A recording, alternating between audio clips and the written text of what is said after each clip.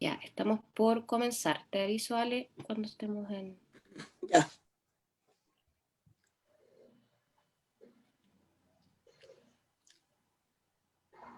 ¿Listo? Hola a todos y todas. Muy bienvenidos y bienvenidas a la séptima y última sesión del ciclo de conversatorios El futuro de la democracia en Chile, diálogos desde las ciencias sociales, organizado por Decanato, Dirección Académica, Dirección de Investigación y la Dirección de Extensión y Comunicaciones de la Facultad de Ciencias Sociales de la Universidad de Chile.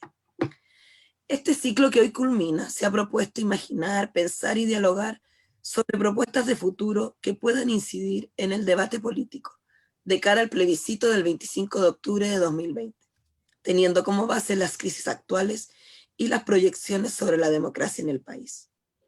Hemos tenido 6 encuentros muy interesantes de diálogo y les agradecemos a todos y todas quienes nos han seguido por las redes sociales de la facultad y han participado activamente. El encuentro de esta mañana se titula ¿Qué derechos educativos resguardar en una nueva constitución? Y es organizado por el programa del equipo de Psicología Educativa, de Psicología y Educación, EPE, y el Observatorio Chileno de Políticas Educativas, OPECH, de la Facultad de Ciencias Sociales, que modera Diego Parra, psicólogo e investigador del programa Equipo de Psicología y Educación EPE de la Facultad de Ciencias Sociales y miembro del Foro por el Derecho a la Educación Pública. Mi nombre es Alejandra Cornejo, soy la coordinadora de extensión de la Facultad de Ciencias Sociales y ahora las y los dejo con Diego Parra para presentar y dar inicio a la conversación. Buenos días a todos y a todas y todos los presentes. Queremos saludar a las organizaciones sociales y actores educativos que se encuentran hoy, invitadas y invitados a esta última sesión del ciclo de conversatorios El futuro de la democracia en Chile, diálogos desde las ciencias sociales, y el cual se fusiona hoy con el quinto conversatorio desarrollado por el Foro por el Derecho a la Educación Pública denominado ¿Qué derechos educativos resguardar en una nueva constitución? Instancia que es parte de la segunda etapa de conversatorios en línea del foro llamado Ciclo de Formación en Contexto de Pandemia, herramientas para seguir organizadas y organizados. En este primer ciclo hemos abordado temas en el contexto de pandemia, tales como los alcances de la educación a distancia, las tensiones sobre el currículum escolar, las educaciones populares y las propuestas de las y los actores educativos para una agenda de lucha común en este contexto de transformación de la sociedad.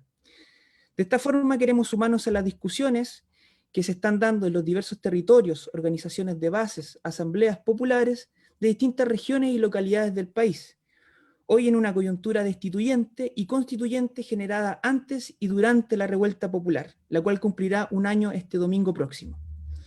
Es importante mencionar que el Foro por el Derecho a la Educación Pública es una coalición de organizaciones, actores sociales, educativas, de derechos humanos y de la sociedad civil que entiende y defiende la educación como un derecho social, público, inclusivo, democrático, comunitario, popular, no sexista, no racista y cohesionado en un contexto donde el Estado chileno no garantiza constitucionalmente este derecho humano fundamental y habilitante de otros derechos.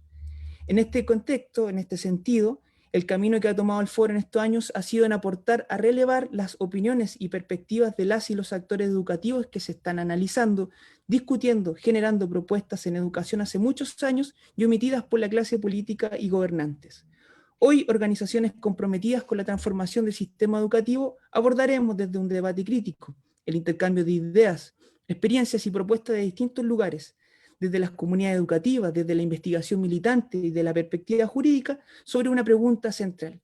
¿Qué derechos educativos debemos resguardar en una eventual constitución para Chile? La respuesta a esta interrogante será abordada por una compañera y 3 compañeros.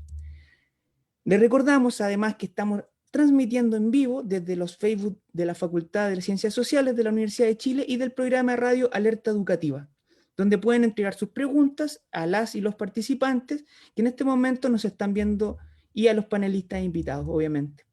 Cada ponente debe entregar en no más de 15 minutos una respuesta a la pregunta planteada y luego damos paso a las preguntas de las y los asistentes a esta actividad en línea. Para empezar, comenzaremos con la mirada de las y los estudiantes secundarios, quienes han sido los primeros protagonistas en develar las injusticias y desigualdades que ha generado este sistema neoliberal desde el seno de las comunidades educativas. Se encuentra con nosotras y nosotros Marco Fauré, actual vocero de la región metropolitana de la Asamblea Coordinadora de Estudiantes Secundarios ACES y militante disidente. Por favor, Marcos, atento a escuchar vuestra mirada. Hola, primero que nada agradecer el espacio, nada, como la invitación, el estar compartiendo acá y también es poder discutir y conversar acerca de la educación que queremos, la educación que buscamos para el mañana y también para el día de hoy, pensando que también es un trabajo que comienza desde ahora o en verdad desde hace mucho tiempo y que no es algo que tan solo tenemos que dejar en manos de lo que vaya a pasar más adelante. Entonces, igual bacán poder tener estos espacios donde podamos compartir miradas y nada, pues intercambiar experiencias y visiones. En torno a la educación de por sí, como hoy en día, y pensándolo como dentro de los marcos legales quizás, y cómo se manifiesta esto dentro de nuestra educación, hoy en día vemos como prima por sobre todo la enseñanza de mercado, la educación de mercado en el fondo, con todos sus valores dentro de la educación que tenemos hoy en día. Esto está amparado por la Constitución misma, de hecho, o sea, es cosa de ver nomás el artículo, creo que 19, donde aparece la libertad de enseñanza, o más bien la libertad de empresa, por sobre el derecho a la educación mismo. Entonces, claro, hoy en día vemos como, en especial en pandemia, hemos visto cómo se han profundizado y han quedado más develados que nunca todas las problemáticas que tiene la educación y ha quedado al descubierto la crisis profunda en la que venía la educación pública, en verdad, como desde el comienzo de la dictadura en adelante. Entonces, podemos ver hoy en día que los niveles de desigualdad, de las brechas como entre sí, entre los colegios más acomodados, por decirlo de alguna forma, y los liceos públicos, es cada vez más grande, teniendo en cuenta el tema de la digitalización, también teniendo en cuenta las condiciones para poder estudiar, porque bien sabemos que las condiciones son muy distinta entre un liceo y otro, y no tan solo con las condiciones del mismo liceo, sino también las condiciones de vida de cada uno de los estudiantes hoy en día en nuestro país. Y sabemos que hoy en día la educación es un instrumento para poder seguir perpetuando el sistema, al menos como está funcionando en estos momentos.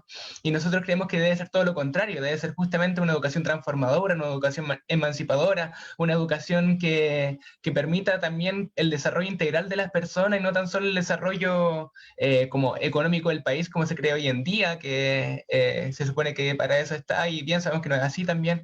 Entonces, nosotros creemos que la educación debe estar principalmente enfocada en el desarrollo integral de las personas, de la sociedad en sí, como también de los territorios, entendiendo cada una de las necesidades.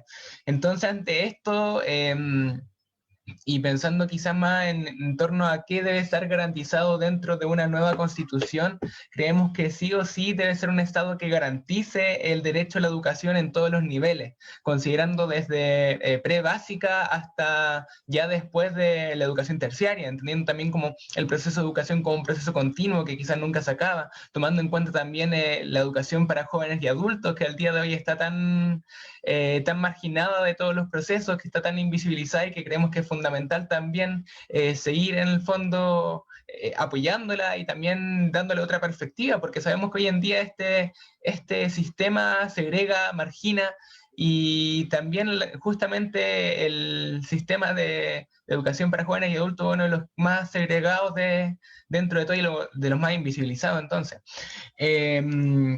creemos que debe ser un sistema nacional de educación estatal, gratuita, de excelencia, feminista, disidente, articulado entre sí, que pase, que tal como lo dice de hecho la propuesta educativa de la ACES del 2011, 2012, no me acuerdo bien, la propuesta para la educación que queremos, dice en el fondo que debe ser una educación que pase de la competencia que tenemos hoy en día a la colaboración entre escuelas, entre personas, del desarrollo personal, del desarrollo local, territorial, nacional, y también justamente poder garantizar que las comunidades puedan decidir. Y creo que eso también es fundamental que esté dentro de una nueva constitución, pensando que también históricamente autoridades que nunca han sabido lo que sucede en cada uno de los territorios, en cada una de las escuelas, en cada uno de los establecimientos, han tomado las decisiones por nosotros y por nosotras, sin saber cuáles son realmente nuestras necesidades, necesidades, cuáles son nuestras problemáticas, y también sin saber cómo resolverlas.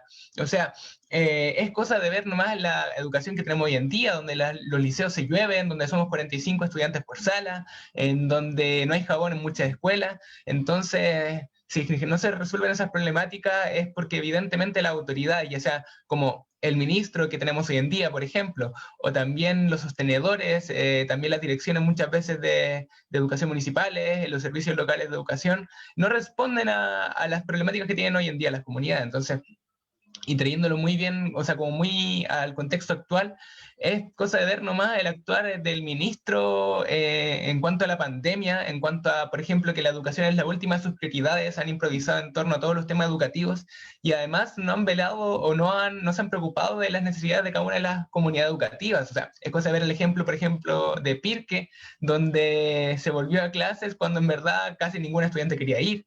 Entonces, y quedó demostrado y fue vergüenza a nivel nacional el hecho del show tremendo que montaron para algo que en verdad las comunidades no quieren, porque evidentemente las condiciones acá no están, y tampoco se le consultó ni a profesores, ni a estudiantes, ni a apoderados, apoderadas, si es que deseaban volver. Y esto en verdad va también mucho más allá de tan solo como el consultar, sino que tiene que ver también con el que efectivamente las decisiones pasen por quienes componen la educación, porque bien sabemos que una autoridad no es nada sin, o la educación de por sí no es nada sin ninguno de los actores. O sea, si es que quitamos en el fondo de la ecuación a los estudiantes, a los profesores o a los apoderados, la educación ya no existe. Entonces hay que pensarlo como un proceso que va mucho más allá, y que es necesario en el fondo que esté garantizado que las comunidades sean quienes decidan y no autoridades incompetentes o que velan por intereses propios, como es hasta el día de hoy. Entonces, bueno, como eso en un marco general, creemos que también ante el proceso que se abre ahora de una nueva constitución, que en verdad no es una demanda nueva, o sea, es cosa de ver igual los lienzos del 2011, de ver las propuestas, las demandas que salían desde el 2006, y que también es un mínimo para poder tener una democracia hoy en día. O sea, sabemos que este es un paso que se debería haber hecho hace 30 años y que lamentablemente lo estamos dando 30 años tarde. Pero como también muchas de las otras cosas, o sea, la organización popular existía, pero ahora se masificó y se dio cuenta de la importancia que tenía de por sí para poder afrontar las problemáticas, además como ante el abandono de un Estado que no protege ni a los niños, ni a las niñas, ni a los adolescentes, ni a los abuelos, ni a las abuelas, ni a nadie, en verdad. Entonces, creemos que ante esto es fundamental que el proceso constitucional no se quede ahí, o el proceso constituyente no se quede ahí, porque sabemos que es un proceso que va mucho más allá de tan solo una nueva constitución, sino que tiene que ver con la constitución de un nuevo poder, por decirlo así, o el fortalecimiento de la organización popular hoy en día, que surge justamente a hacerle el peso también a todos los poderes, toda la institucionalidad que ha demostrado hasta el día de hoy que velan por intereses propios, por intereses de quienes están detrás de quienes están en la institucionalidad. O sea, es cosa de ver, por ejemplo, los empresarios que están detrás de cada uno de los partidos, presionándolos y haciendo lobby. Entonces, creemos que en este contexto también es necesario poder constituir y construir comunidad en nuestros territorios, en nuestros liceos, para también así poder en un futuro defender y salir también a construir la educación que queremos, en el sentido de que sabemos que esto va a ser mucho más largo de tan solo el plebiscito que se viene ahora, de que va a haber una lucha probablemente que se va a tener que dar en las calles ante las presiones de no garantizar ciertos derechos en la Constitución, y sabemos que igual la herramienta para poder garantizarlos son las calles. O sea, después de ver nomás el tema del 10%, que bien sabemos que no fue por voluntad política, sino que se aprobó por la movilización callejera de los territorios, de la gente. Entonces, sabemos que esto va a volver a pasar, y vamos a tener que salir como comunidades a defender en el fondo lo que deseamos para nuestra educación, para nosotros, para los que vienen después que nosotros y nosotras. Entonces, nada, como en ese sentido es súper necesario, y también en el sentido de ir prefigurando y traerla ahora al presente la educación que queremos para el mañana, porque también sabemos que probablemente la nueva constitución saldrá en 2, 3, 4 años más, y por ende también es necesario que podamos transformar y podamos imaginar la educación que queremos ahora ya, sin necesidad tampoco de esperar a los procesos institucionales que que claro, que sabemos que en gran medida van a aportar de cierta forma, porque sabemos que una constitución garantiza o no garantiza de plano muchos derechos que son fundamentales al día de hoy. Entonces, eso en verdad, creemos que acá lo más necesario son los procesos comunitarios que vayan marcando la pauta, que se puedan acelerar justamente los procesos de construcción, de conformación de comunidad, de reconocernos como actores importantes dentro de la sociedad, dentro de los territorios, de comprender en el fondo que una escuela no es tan solo un lugar donde se va a estudiar, como, o se entra en el aula y en el aula nomás se estudia, sino que es mucho más que eso, es un espacio de encuentro también, es un espacio que está inserto en un contexto, que hay que entenderlo así, o sea, está dentro de un territorio con sus propias características, sus particularidades, y también con sus propios habitantes, que por ende tienen distintas necesidades. Entonces también hay que comprenderlo, el colegio o la enseñanza más allá de las paredes de la aula y también del propio establecimiento. Entonces, ante esto creemos que es necesario también poder ir ahora, y bueno, que es más o menos lo que estamos haciendo ahora en este momento, en esta instancia, el ir identificando las necesidades y las problemáticas que tenemos hoy en día, y poder discutirlas justamente con nuestros compañeros, compañeras, y no tan solo como, me refiero con compañeros, compañeras a estudiantes, sino que también a profesores, a apoderados y apoderadas, a trabajadores de la educación, porque sabemos que bueno, como históricamente se nos ha tratado de separar, porque también se sabe en el fondo que cuando estamos juntos es mucho más difícil poder pararnos, y así también se ha visto como a lo largo de los años, por ejemplo, el 2011, o también el paro de profesores el año pasado, que también los estudiantes salimos a la calle junto a los profes. Entonces, claro, como que en el fondo se trata siempre como de diferenciarnos, de separarnos, cuando en verdad sabemos que sin ninguno de nosotros, sin alguno de nosotros, la educación no existe de plano. Entonces, eso, muy importante, creemos que ante este proceso que se abre, es, bueno, primero que las comunidades decidan, que se cambie la lógica de la educación de mercado, que pase a ser efectivamente un derecho, y que también se entienda la educación como no tan solo lo que pasa dentro del aula, sino como un proceso que va mucho más allá. Entonces, eso más que nada.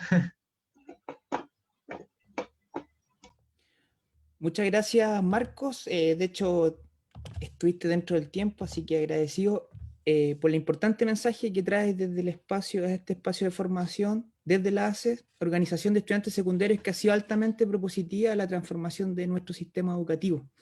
Recordar a los participantes que están a través de Facebook Live de la Facultad de Ciencias Sociales y también de Alerta Educativa, que puedan hacer sus preguntas a los panelistas.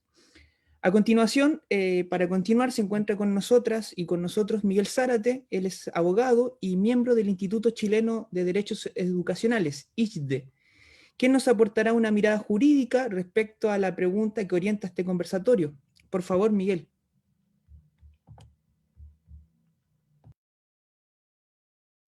No se te escucha, Miguel. Si puedes desbloquear tu micrófono. Todavía tiene el micrófono bloqueado. Ahí sí. ¿Ahí sí? Ok. Ahí sí, perfecto. Gracias. Bueno, gracias por la invitación, ¿no? Un saludo a todo el panel y a todas las personas que nos están escuchando en esta transmisión. Para nosotros como Instituto Chileno de Derecho Educacional es muy relevante compartir estos espacios de cara a la futura discusión constituyente, especialmente en educación. Mira, para respetar el tiempo, mi presentación es un resumen, digamos, para aclararlo, de parte de un trabajo que me tocó realizar a propósito de una tesis doctoral sobre el sistema educacional escolar. Y ahí traté algunos aspectos constitucionales que creo yo que son pertinentes para la actual discusión constitucional, ¿no? Haré una especie de diagnóstico y después al final daré algunas ideas que sirvan para abrir la discusión posterior que tengamos respecto a la Constitución, ¿no?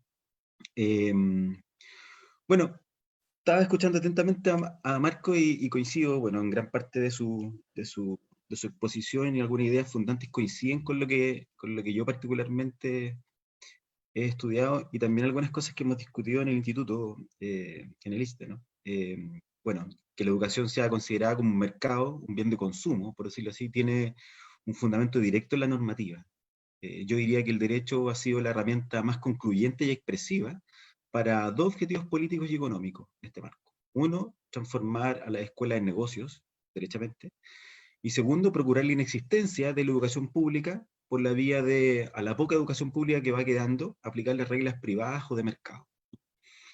Ahora, el mercado en educación no es solo un fenómeno constitucional, eso es muy importante, sino que es atribuible prácticamente a toda la normativa educacional, ¿ya?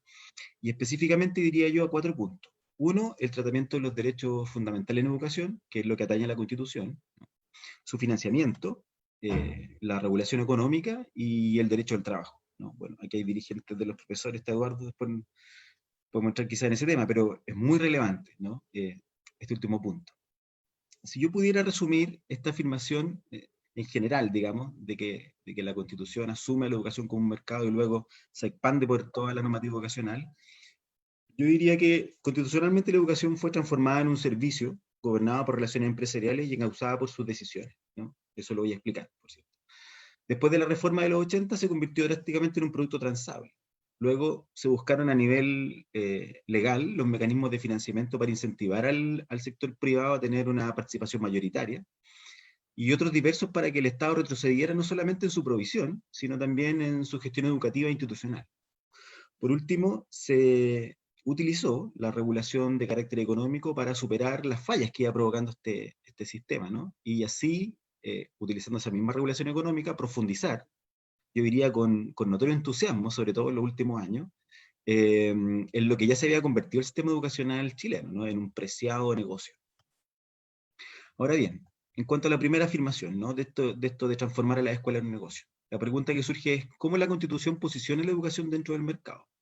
Bueno, la respuesta yo creo que es más o menos sencilla, ya se ha discutido harto sobre eso, lo hace vaciando de contenido prestacional a la garantía del derecho a la educación, ¿no? Y dándole un contenido liberal o de elección. Eso es bien importante en este proceso constituyente, por cierto, ¿no? En el marco del derecho a la educación, consagrado en la Constitución del 80, el constituyente omite referencias a su contenido esencial, ¿no? Y a la acción del Estado como prestador del servicio educativo, cuestión que se entiende como connatural esta garantía social y prestacional, ¿no? Especialmente de acuerdo a los tratados internacionales sobre la materia. Me refiero al Pacto Internacional de Derecho Económico, Social y Cultural y a las observaciones de este comité, digamos, número 3 y número 11 específicamente, ¿no? Entre otros muchos instrumentos internacionales.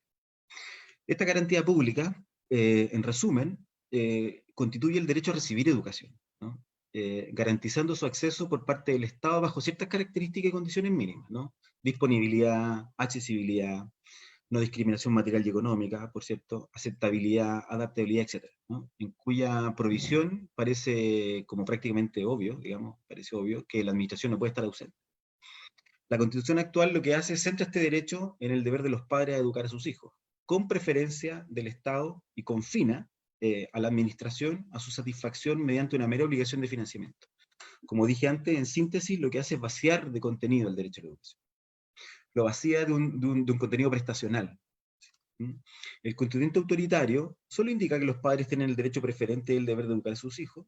Ahora, esto tiene dos objetivos también, ¿no? Excluye a la educación como función primordial del Estado, ¿no? Hay una reacción, por decirlo así, a la Constitución del 25 y especialmente a la consideración de la idea de un Estado docente, ¿no? Que se ve, que tiene como punto culmine, por decirlo así, el proyecto de Escuela Nacional Unificada. También la Constitución omite que el titular del derecho a la educación es el estudiante, ¿no? Pareciera ser como que está, así como está redactado, que son los padres, y eso, por cierto, no es así, ¿no? Si bien estas omisiones lo aclaran los tratados internacionales sobre la materia, y muy posteriormente algunas normas legales, sin embargo la construcción de todo el sistema escolar chileno no dio cuenta de esa aclaración, por decirlo así. Tampoco, por último, el derecho a la educación se ampara por la vía de la acción de protección, ¿no? Esto se ha dado cuenta sobre todo en los problemas o en los conflictos que han tenido los estudiantes en los procesos de movilización del último tiempo, cuando son sujetos de medidas disciplinarias, por ejemplo, ¿no? Bueno, en resumen, el derecho a la educación en la Constitución no hace mención a su contenido esencial, es decir, a recibir educación bajo ciertas condiciones, no hace referencia al Estado como prestador del servicio educativo, ahí hablamos derechamente de la educación pública, ¿no? Y solo indica que los padres tienen el derecho preferente y el deber de educar a sus hijos y asigna al Estado una labor de segundo orden, por decirlo así, de financiar el sistema escolar.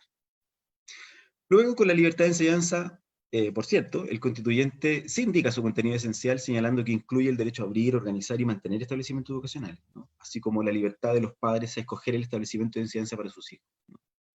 Mediante esta garantía, la Constitución le intenta dar cierto contenido al derecho a la educación, pero le da un contenido liberal, ¿no? Es decir, entrega al mercado, o más bien a los privados, un deber estatal.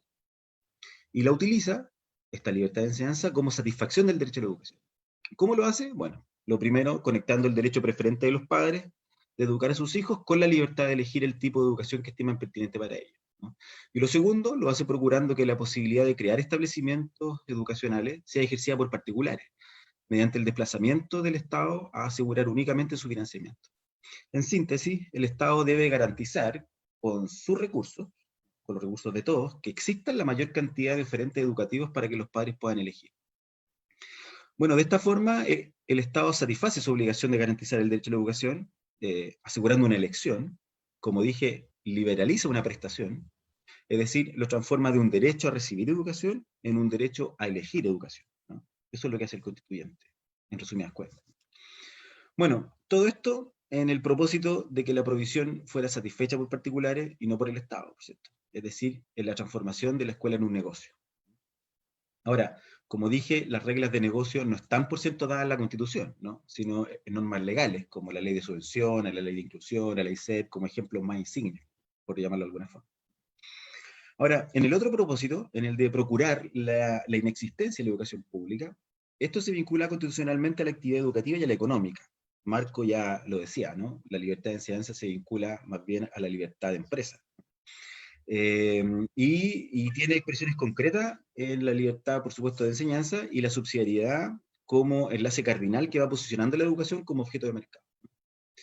Veamos, mira, en el contexto de la reforma de la dictadura, resultó lógico que la prestación del servicio educativo fuera extraída de las manos del Estado en su totalidad, para que el mecanismo de la oferta y la demanda rindiera sus frutos.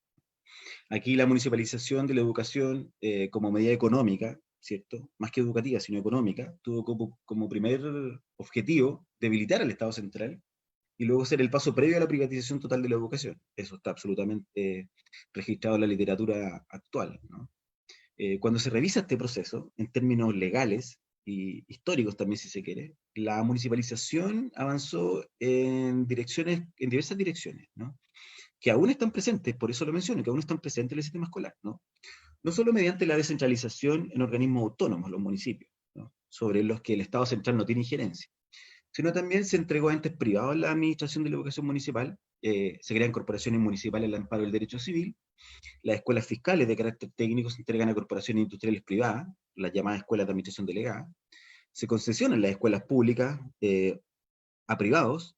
Hoy día hay muchos ejemplos que la reforma del último gobierno de Chile no tocó, ¿cierto? Las escuelas de Las Condes, Vitacura, Macul, me parece que tiene San Antonio. Bueno, hay expresiones de concesión en todo el país. Y, por último, se le aplican las normas laborales de carácter privado al personal de los establecimientos ya municipalizados. Yo creo que la existencia de la educación pública, a mi juicio, después de estudiar el proceso de municipalización, es una pura casualidad nomás, ¿no? Yo siempre lo menciono así. Es cosa de ver las porciones de matrícula entre uno y otro sector, que principalmente desde los años 90 hasta la fecha, la matrícula pública ha ido decayendo consistentemente, ¿no? Bueno, y paralelamente se constata el avance de un proceso, digo yo, de endoprivatización, siempre lo menciono, ¿no? Del sistema escolar. Luego porque es muy relevante, ¿no? Luego de la pérdida de funciones de la administración en favor de particulares, al mercado educativo, por cierto, le interesa que todo aquello que surte la escuela de bienes materiales e inmateriales, ¿no? Para su marcha, quede en las manos y se rija por las mismas reglas, ¿no? En las manos, digamos, de los dueños, por cierto. No solo se ha promovido desde el Estado la participación privada en cuestiones pedagógicas, como la AJATE, por ejemplo, que yo creo que es el ejemplo más insigne, donde se reemplaza la labor de los departamentos provinciales de educación por entes privados pagados con subvención, o cuestiones materiales como los útiles, uniformes, textos escolares, eso es un mercado insigne en el sistema escolar, sino que el legislador también ha impulsado que los propios colegios se transformen en agentes económicos, ¿no? De estos rentables negocios. Solamente por mencionar un ejemplo, de acuerdo al artículo 24 de la ley 20.529 de aseguramiento de la calidad, los establecimientos ordenados, la ordenación, otra medida económica, por cierto, ordenados en desempeño alto, pueden transformarse en ATE, ¿no? Cumpliendo con los requisitos de ingreso al registro ATE. Bueno, a medida que estos últimos años se ha ido regulando la prestación de servicios educativos, al mismo tiempo se han ido estableciendo la base para otros negocios, ¿no? Ya a los clásicos que ya mencioné aquí, es posible encontrar empresas de todo tipo, ¿no? Compuestas, como dije, por los mismos dueños, especializadas en capacitaciones, asesorías no solo educacionales, sino también jurídicas, financieras, contables, laborales, de infraestructura, gremiales. Hoy día los gremios, como la FIDE, la CONACEP, se financian con plata de la subvención, ¿no? No olvidemos que los colegios reciben solamente, hoy día, con la supuesta gratuidad, digamos, en educación escolar me refiero, los colegios reciben, los sostenedores reciben solamente subvenciones, entonces con eso pagan su cuota a estas instituciones, digamos. También hay asesoría sobre convivencia escolar, liderazgo directivo, software de todo tipo. Está en proceso este tema de los libros electrónicos, que son empresas privadas, por cierto, que los van a surtir y se va a pagar también con subvención. Bueno, para lo que dé la imaginación. Yo creo que el mercado se inoculó hasta lo más profundo del sistema educativo, ¿ya? No es exagerado decir que, en base a esta conclusión secundaria de lo constitucional, digo yo, pero medular, querer sustraer a la educación de las reglas del mercado y dejar de mirarla como una actividad económica es sencillamente algo revolucionario. O quizá un punto de partida, lo digo yo con mucha incredulidad, por decirlo así, perdón lo pesimista, pero como punto de partida es la tarea para el nuevo constituyente, ¿no?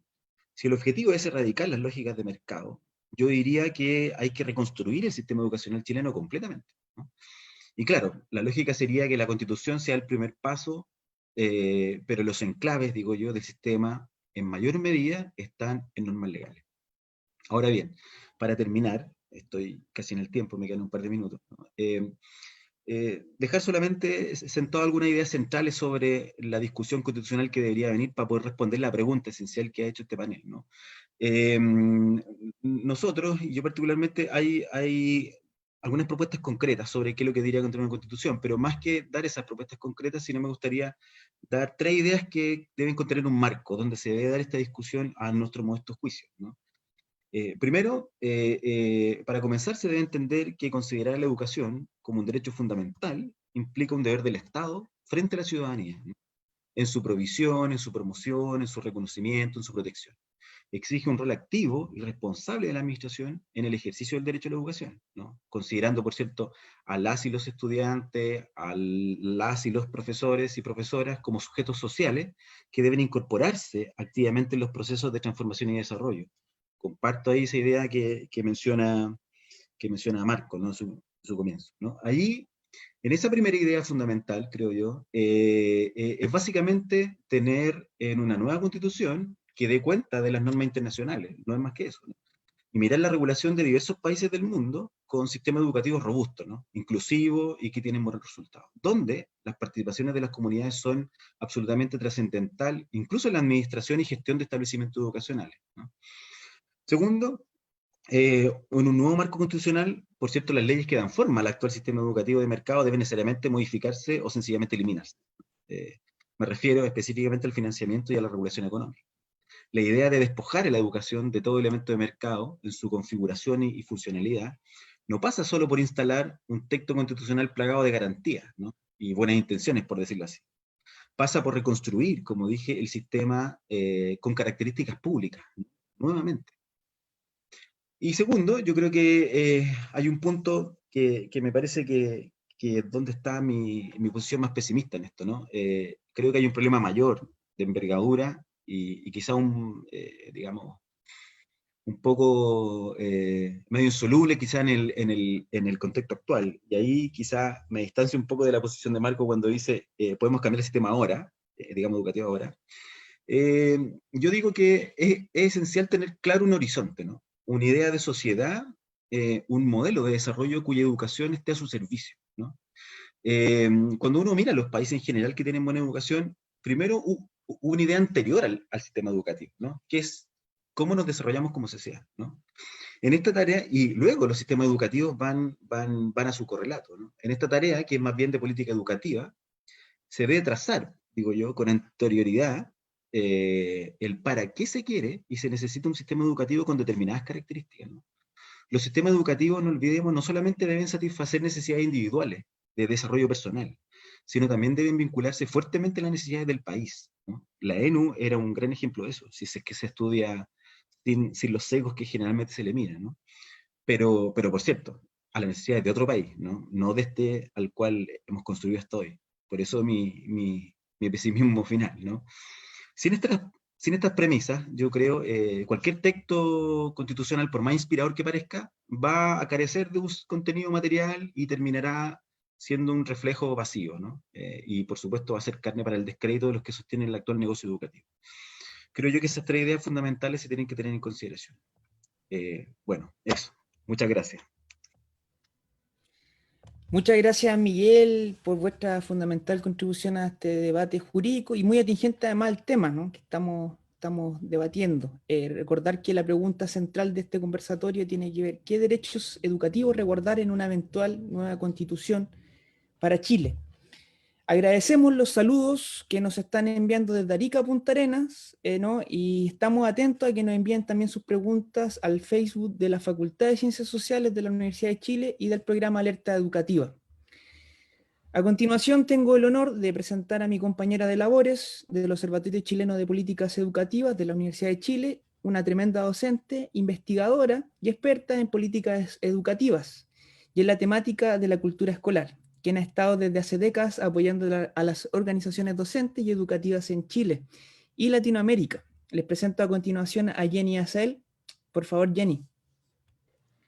Hola, muchas gracias por la invitación. Además, un gusto estar con amigos, compañeros, estar con Marco. Y en ese sentido quiero partir diciendo que en realidad, y desde el OPECH y desde mi propio trabajo, que no es aislado en la academia, muchas de las cosas que voy a, primero decir que muchas de las cosas que voy a plantear, que a lo mejor voy a hacer ciertos énfasis, los compartimos mutuamente.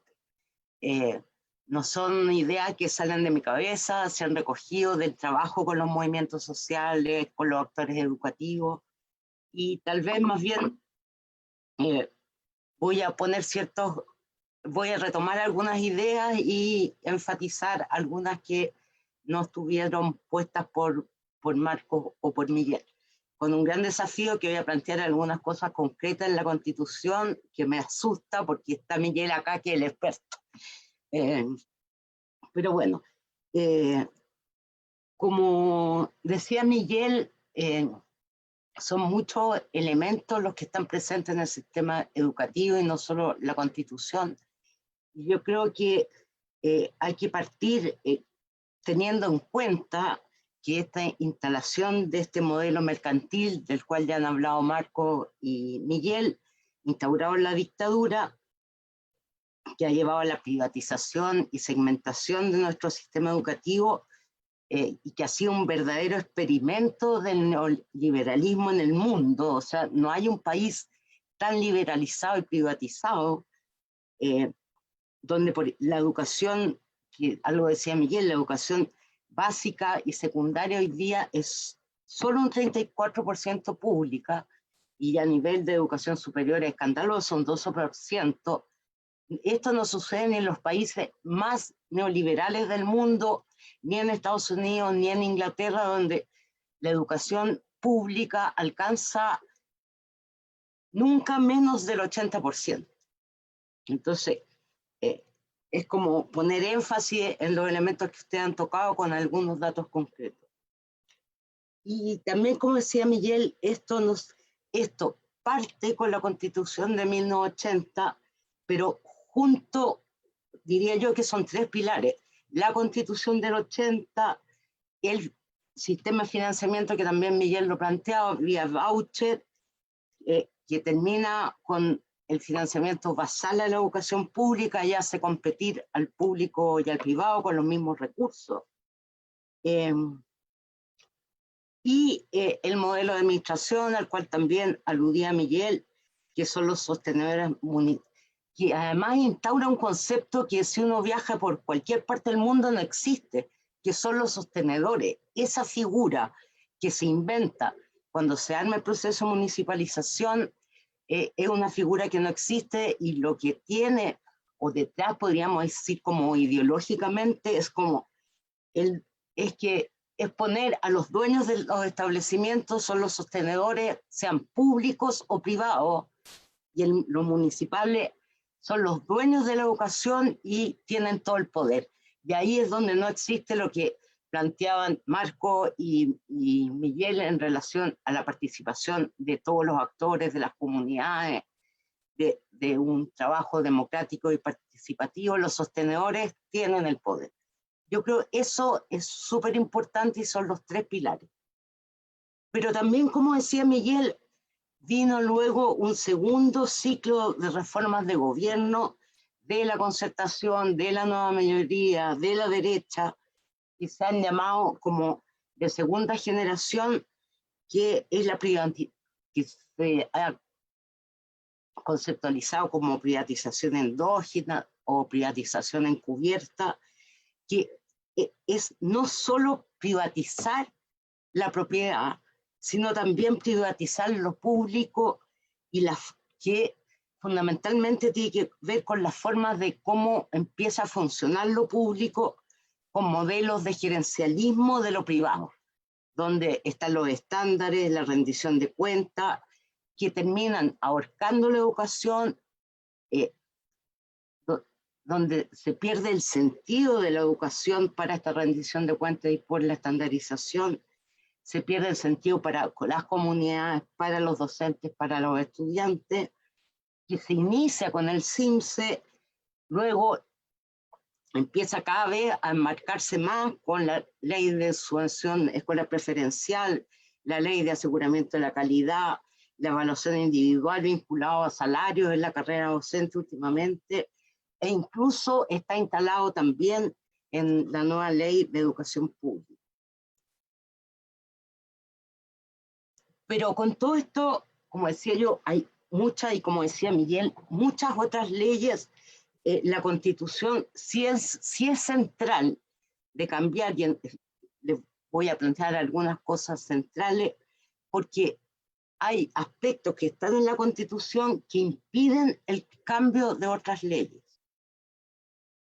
Sí, como decía Diego, también Miguel, creo que también Marco, consideramos que universalmente se entiende al derecho a la educación como un derecho fundamental, pero además, que decía Diego, como un derecho habilitante, pues es un derecho que permite el ejercicio de otros derechos. Vamos a estar mejor informados en términos de salud, de ciudadanía, de participación política en términos amplios, etc. Una cuestión central es derogar el artículo 1910, que el que señalaba Miguel, que corresponde preferentemente a los padres el derecho y el deber de educar a sus hijos. En ese sentido, hay que cambiar ese porque queda establecido que es el Estado al quien le corresponde el derecho y deber de educar a todas las personas a lo largo de la vida, independientemente de las familias y de los padres. O sea, no puede ser, no es un derecho de los padres, es un derecho que tiene cada sujeto, cada persona, niñas, niños, adolescentes, jóvenes, adultos mayores. Y para ello también debe garantizarse múltiples espacios y no solo los de la educación formal. Y lo otro que también se planteó fuertemente, y lo dijo Miguel, es este tema de que no existe, que hay que darle contenido a este derecho a la educación. Y ahí quiero traer algunos ejemplos, porque yo creo que no hay que inventar la rueda, y hay procesos históricos interesantes, que obviamente hoy día son otras circunstancias, pero desde las cuales podemos no olvidar para seguir avanzando. Y quiero citar, y voy a leer, lo que se planteó en la Asamblea Constituyente, que tuvo la única Asamblea Constituyente que ha tenido el país, el 25, con obreros, asalariados, intelectuales, que convocaron a esta Asamblea Constituyente, y desde donde sacamos para dar un ejemplo de contenido al derecho a la educación, donde se decía, la finalidad de la enseñanza es capacitar al productor para que cada hombre sea capaz de bastarse a sí mismo económicamente, pero también dar al hombre una cultura desinteresada que lo dignifique y lo haga amar y comprender la verdad, el bien y la belleza. El Estado debe proporcionar los fondos para enseñanza pública, que será gratuita desde la escuela primaria hasta la universidad. Deben dirigir la enseñanza en sus planes y orientaciones los consejos de maestros, padres y estudiantes. Ahí está también lo que se planteaba ahora, cómo es una participación del conjunto de las comunidades y de los actores sociales, ya en esa Constitución del 25. La única intervención del Estado en enseñanza pública es la de proporcionar fondos para que ésta realice sus propios fines y ejercer el control solo en la capacidad técnica de los educadores, respetando en forma absoluta la libertad de la cátedra y el espíritu del magisterio. Este tema de la libertad lo voy a retomar también. Otra cita que da contenido avanzando en el año 73, a día de que el compañero Allende estaba planteando un plebiscito, pero ahí también se planteó la modificación de la Constitución, y respecto a educación, una pequeña cita que también es un ejemplo de cómo se da contenido al derecho a la educación. El objetivo principal, dice, del proceso educativo es despertar las capacidades de cada cual, orientándolas hacia la preparación del hombre para que se desempeñe una función creadora en la sociedad, a considerar el trabajo humano como el más alto valor, a expresar la voluntad de independencia nacional y conformar una visión crítica de la realidad. El Estado asegura el derecho a la educación desde la etapa preescolar.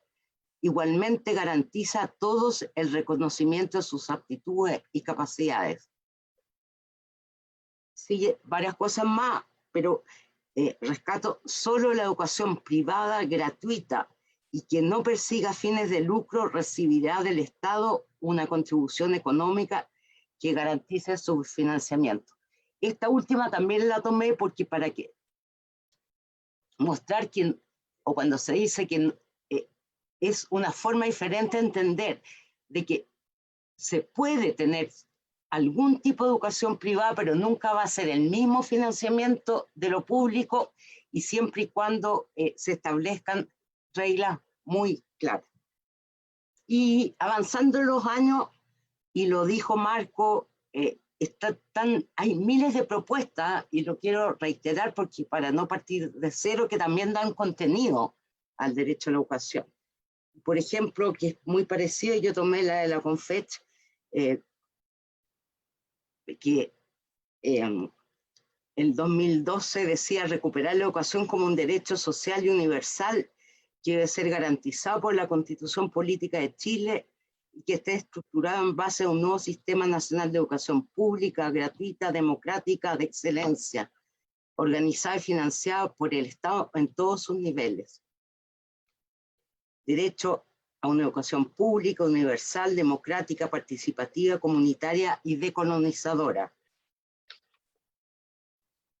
Se recoge en otras propuestas también el tema de la educación laica, en casi todas las propuestas el tema de la participación y lo comunitario, y un tema, por eso que retomo, que el tema de la libertad de enseñanza, que se entiende en todas las propuestas como la autonomía y la libertad de cátedra.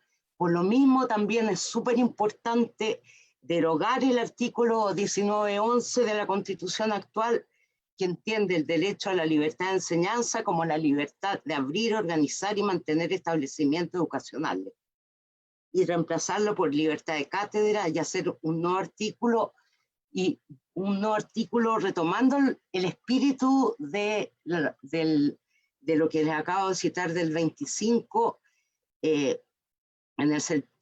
donde planteaba que es el control, que hay que respetar en forma absoluta la libertad de cátedra y el espíritu del magisterio que estaba planteado en el 25. Es importante señalar que esto, y lo dijo el 1911, es el principal derecho educativo en la institucionalidad chilena que está garantizado en la Constitución, no así el 1910. Y por último, derogar también el 1922, que es aquí el que señala que el derecho a no ser discriminado por el Estado y sus organismos en materia económica.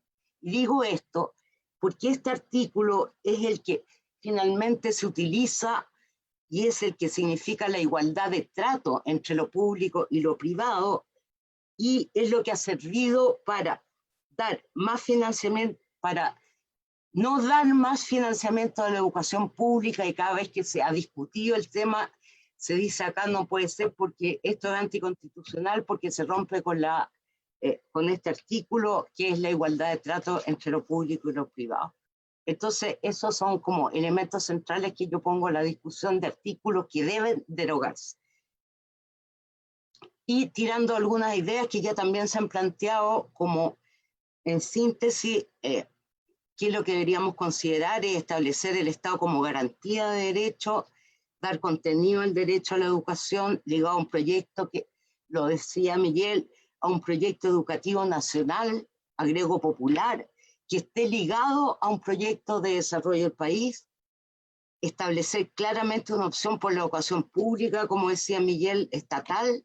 El Estado debe volver a ser el principal oferente de la educación, establecer y promoción de condiciones para la participación comunitaria, establecer la libertad, una verdadera libertad de enseñanza, o sea, en síntesis, una constitución por una nueva educación pública que permita la construcción de un sistema de educación pública articulado, democrático, no sexista, inclusivo, con infraestructura, y lo tomaba esto, marcos de calidad, con control comunitario desde la educación parvularia a la educación superior, y lo decía al principio, desarrollo de instancias no formales que permitan la educación a lo largo de la vida. Un nuevo sistema de financiamiento para la educación pública que debe ser preferencial, de carácter basal, y su monto debe ser establecido por las necesidades de las comunidades. Una constitución que permita, eliminando varios subartículos, la derogación de las actuales leyes, terminar con todo tipo de estandarización, el CIMSE y la evaluación docente, terminar con las lógicas gerencialistas y rendición de cuentas, y derogar las leyes represivas que atentan contra la organización, como la ley de aula segura. Bueno, y como decían los compañeros, este es un proceso largo, hay un primer paso, yo creo que es central, hay elementos centrales que tienen que ver con derogar ciertos artículos en la Constitución, con que la Constitución ponga al Estado como garante, con que la Constitución dé contenido a ese derecho a la educación, y todo lo demás son procesos largos, porque se ha construido un entramado, como dice Miguel, que no es fácil, y yo como Miguel tampoco soy muy optimista. Va a ser un largo proceso de movilización, de trabajo conjunto, de un llamado a la unidad, de que las pequeñas diferencias no nos separen, sino que los grandes ideales nos permitan mirar, dejar de lado miradas estrechas y avanzar en un gran movimiento que nos permita todos estos cambios. Eso, compañero. Muchísimas gracias, Jenny, entregando el valioso aporte del Observatorio Chileno de Política Educativa de esta facultad. Agradecer también los saludos que están enviando desde los distintos Facebook, en este caso de la Facultad de Ciencias Sociales y de Alerta Educativa, y recordar también que pueden hacer sus preguntas a la y a los panelistas de este conversatorio. Para cerrar esta primera ronda de presentaciones, se encuentra con nosotros, y un placer tenerlo acá también presente, el actual dirigente nacional del Colegio de Profesoras y Profesores y militante y vocero del Movimiento por la Unidad Docente, el profesor de Historia y Ciencias Sociales, Eduardo González Navarro. Por favor, Eduardo. Bien, muchas gracias, Diego. Saludarte a Jenny, a Marcos, a Miguel, fraternalmente, valorar el espacio que desde la Universidad de Chile están generando en este esfuerzo de generar un diálogo entre los actores educativos y la misma universidad, digamos. Pero que acá también en este tipo de instancias se sienta un pilar de lo que uno también puede perspectivar de cómo quiere entender las universidades de manera más permanente, en su rol público y articulado con los movimientos sociales. Bueno, creo yo que varias cosas de las que se han señalado acá son bastante coincidentes. Y eso se explica, como bien se ha mencionado anteriormente, puesto que el movimiento social por la educación ya tiene una larga trayectoria que ha ido desplegándose no solamente en la calle, en distintas movilizaciones, sino que también al calor de elaboraciones, de reflexiones y de propuestas que han sido ordenadas, sistematizadas en distintos documentos. Y eso es bueno porque hoy en día pareciera ser que la tarea, como bien decía Jenny, no es inventar la rueda, sino que más bien hacer un esfuerzo creativo de síntesis, de identificar cuáles son los elementos centrales, fundamentales en esta disputa que hoy tenemos, y ser consciente, yo no diría que pesimista, sino que ser consciente de cómo se avanza en esta coyuntura política que hoy tenemos, cuáles son los límites que existen, y de lo que implica efectivamente un proceso de transformación educativa. Porque quienes estamos en el tema educativo sabemos que la educación tiene que ver con la cultura y con la disputa ideológica. Y esos procesos no se cierran ni se abren, digamos, con una norma que en este caso va a ser constitucional, ni con una ley. Son procesos mucho más complejos de poder construir y de largo aliento. Entonces, ciertamente, yo diría que tener esa mirada como un elemento central a mí me parece que es bastante relevante. Yo quisiera señalar, por tanto, en primer lugar, algunos elementos que ya se han señalado, pero me gustaría subrayarlo un poquito más, y en segundo, incorporar algunos elementos que no se han señalado desde mi condición de trabajador de la educación, particularmente como docente. Lo primero es recoger esta idea que se ha señalado, vale decir, cuando estamos pensando en una nueva educación y los derechos que deben estar garantizados en la Constitución en torno a ella, evidentemente que eso se sitúa en un marco de lucha más estratégica, de más largo aliento, de mirada en donde ciertamente el horizonte debe estar dado por poner fin al neoliberalismo en educación, yo diría. Y por extensión uno podría pensar al neoliberalismo en general, como patrón de acumulación económico, como construcción de una sociedad con principios, con valores, etc. Y digo esto porque el neoliberalismo históricamente se construye como un proyecto de una clase empresarial, de una burguesía, de sectores empresariales vinculados a sectores extranjeros, como proyecto político de una clase que se impone por la violencia frente a otra clase. Y ese proyecto de clase, evidentemente, no se traduce solamente en un programa económico, sino que en un proyecto social ordenador de la sociedad, que al día de hoy, y estamos a día de conmemorar cierto 18 de octubre, se ha expresado en un agotamiento total, integral, y con mucha fuerza también se ha expresado en ese agotamiento en el plano educativo. Entonces, pensar otra educación también implica necesariamente pensar otro proyecto de ordenamiento social, otra idea que fundamente un tipo de ser humano que se despliega y se potencia, ¿cierto?, desde la educación y vinculado al mundo del trabajo, al mundo de la cultura, etc. Entonces, en ese horizonte hay que pensar la educación.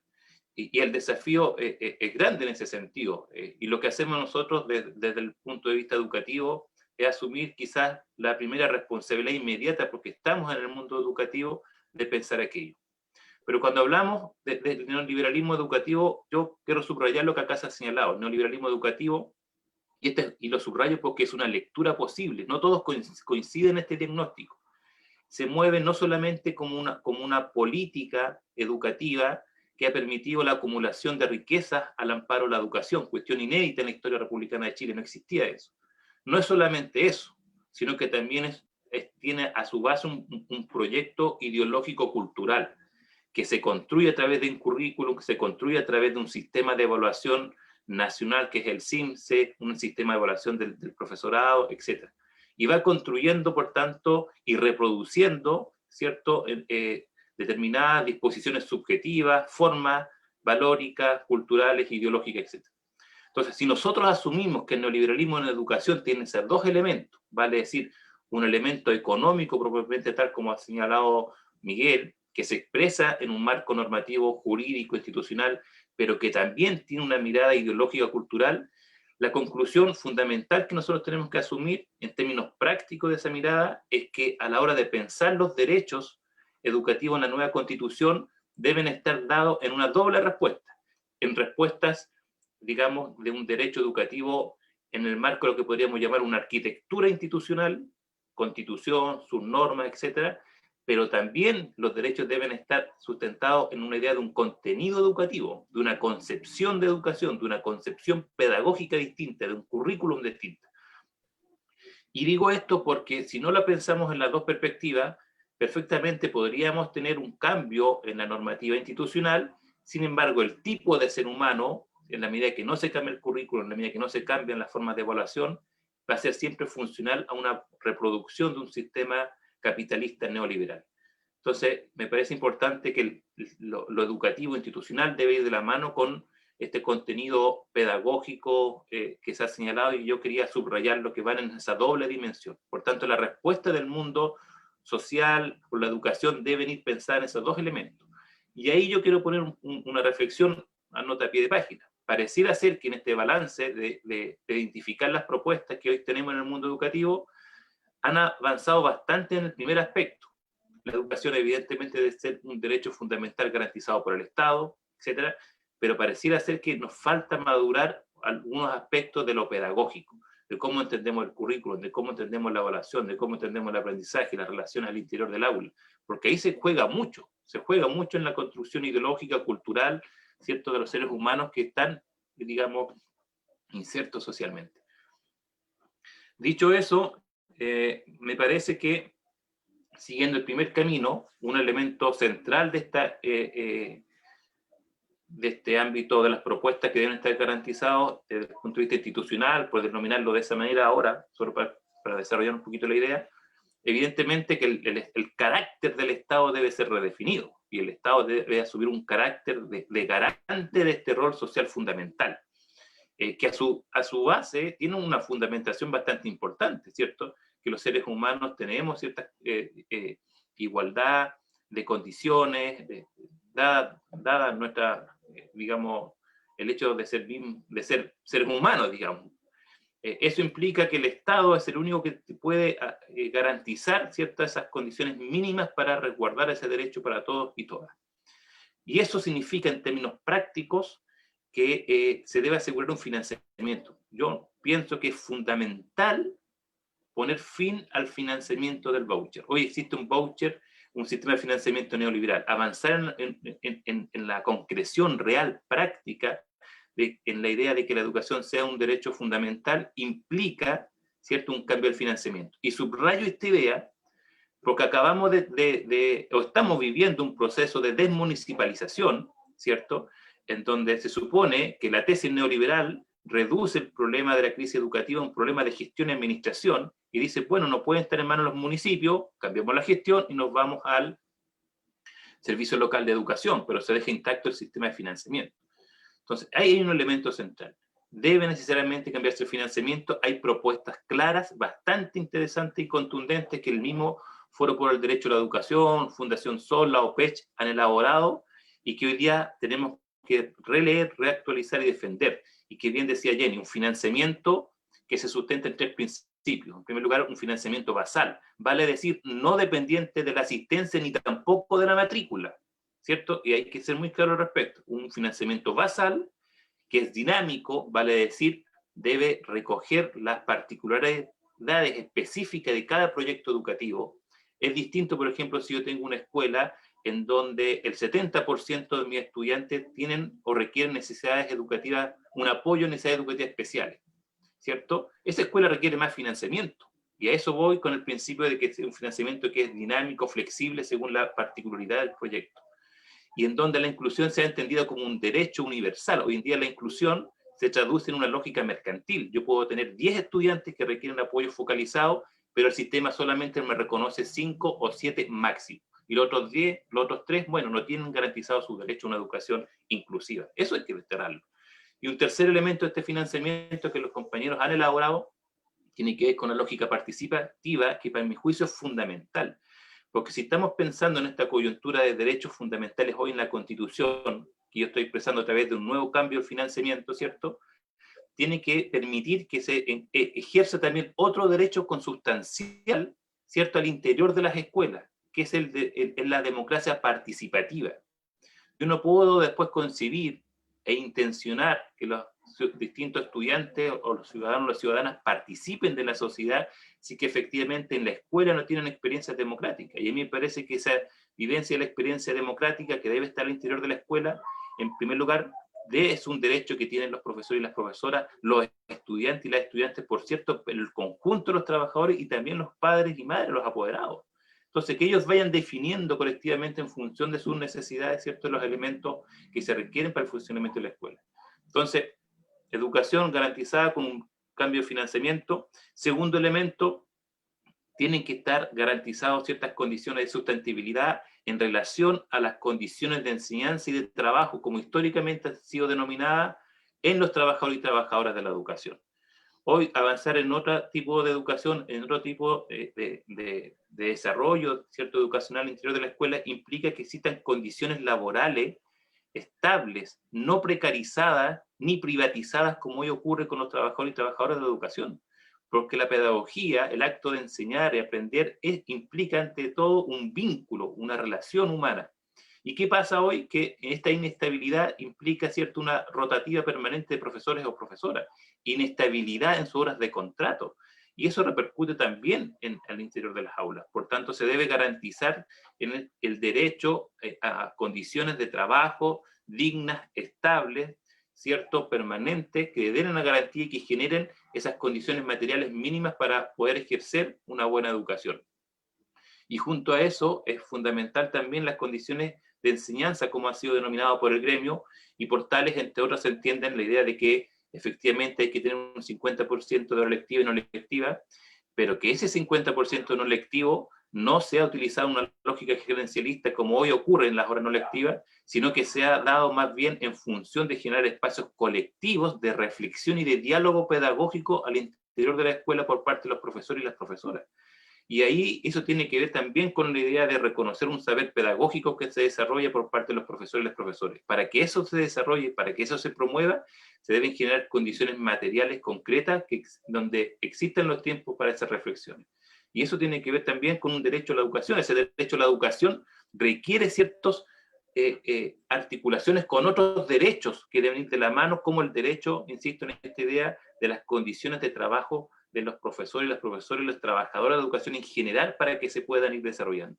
El derecho a la educación no es solamente una definición que se da en abstracto, sino que va en articulación con un conjunto de otros derechos para que se pueda efectivamente materializar y concretar.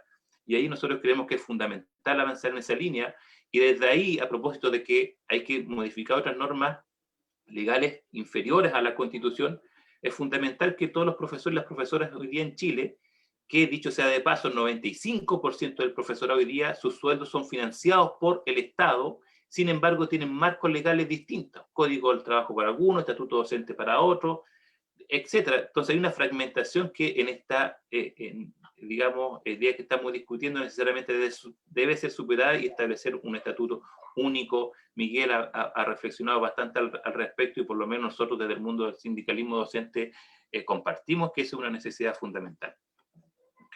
Un tercer elemento que tiene que ver con, ya no con lo, un tercer elemento tiene que ver con lo que señalaba Jenny, o sea, definitivamente hay que poner en discusión el tema de la libertad de enseñanza. Yo digo esto con mucha fuerza y claridad.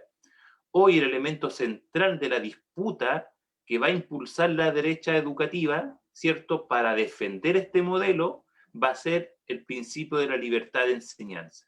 Y los sectores democráticos, ¿cierto?, los sectores progresistas, los sectores de izquierda, debemos salir a disputar y defender ese principio. Nosotros también estamos por la libertad de enseñanza, pero no la libertad de enseñanza que hoy el mercado educativo ha redefinido en la Constitución, Por eso es que ciertamente debe ser eliminado ese concepto, y hay que entrar en la disputa de una redefinición de qué se entiende por libertad de enseñanza, en donde ciertamente creo yo que hay que ligarlo a algunas propuestas que ya se están presentando hace bastante tiempo, que tienen que ver con concepciones mucho más comunitarias de la educación, ¿cierto? Y en donde esa libertad de enseñanza, esos proyectos comunitarios, evidentemente deben estar en diálogo y en un marco general de respeto a los principios que van a regular el sistema de educación pública en general, y no como un subsistema, que hoy ocurre aquello, un subsistema en donde tiene sus propias, ciertas prerrogativas, sus propias normativas, etcétera, etcétera. Entonces debe ser un concepto de libertad de enseñanza en función o complementario a la perspectiva educativa general que estamos promoviendo y defendiendo. Y eso ciertamente va a implicar también,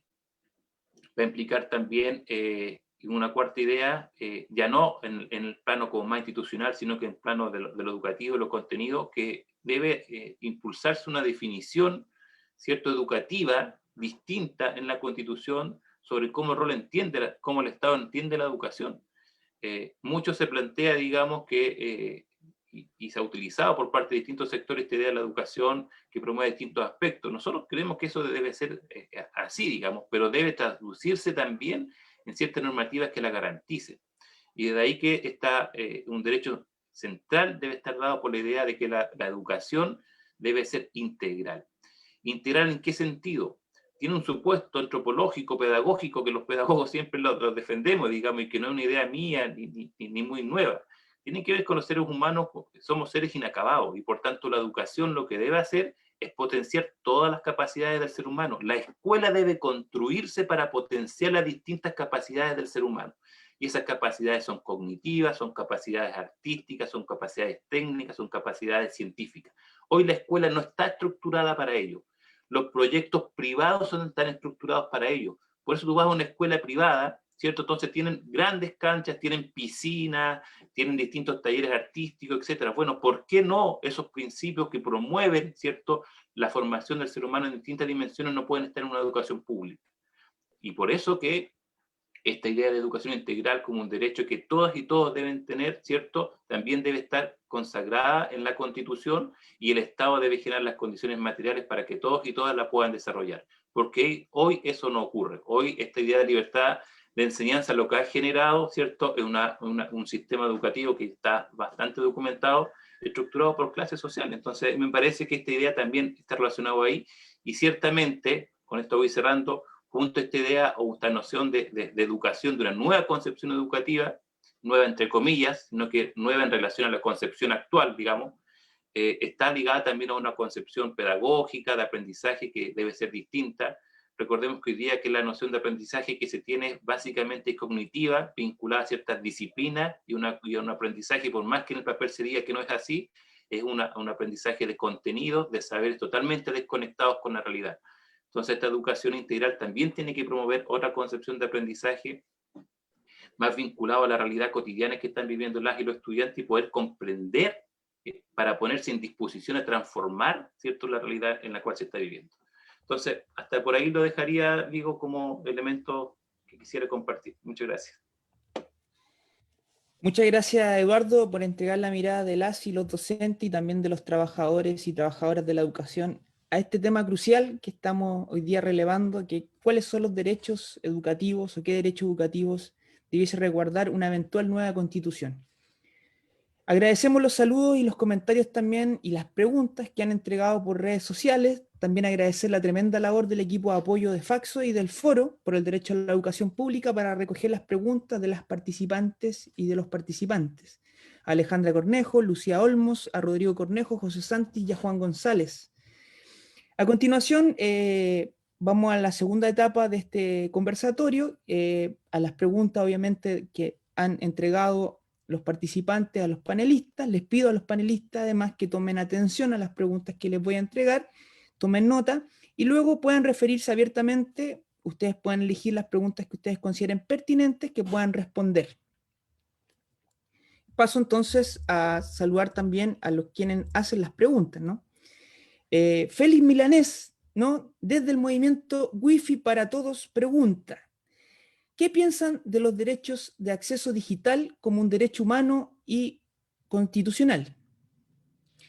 También Beatriz Muñoz pregunta, en la nueva constitución, ¿es posible cambiar el tipo de financiamiento que tiene la educación municipalizada? ¿Y qué elementos debería incluir en una nueva constitución para elevar y reconocer el rol de las y los profesores? Doris Callejas, que aprovechamos de saludar, también pregunta, ¿una nueva constitución debería explicitar un currículum educativo? Ella señala lo siguiente, dice, pensando que el lucro no solo tiene que ver con el dinero que se genera con el negocio de la educación, sino que también influye en lo que se enseña, considerando que personas se quieren formar y para qué tipo de sociedad. Pablo Castro, desde Villa Portales, desde el Movimiento Emancipación y educador del Colegio Paulo Freire de San Miguel, pregunta lo siguiente. ¿Conocen los principios o las propuestas que las organizaciones sociales de base, que trabajan por la transformación y la defensa de la educación? También, ¿cómo las propuestas de educación popular y comunitaria autogestionada? ¿De qué maneras dichas propuestas deberían llegar a estar presentes en el proceso constituyente? Pregunta a todos los participantes y también a quien está hablando en este momento. Octavio Abello pregunta también, ¿cómo se asegura con claridad la garantía constitucional de resguardo al derecho educativo? Y finalmente, Giselle Fernández dice, ¿cómo puede ser posible que quienes voten rechazo tengan la opción de escoger cómo se construirá una nueva constitución? Ella señala así como ejemplo, es como hacer un paseo de cursos y los que no van decidan el lugar y el menú.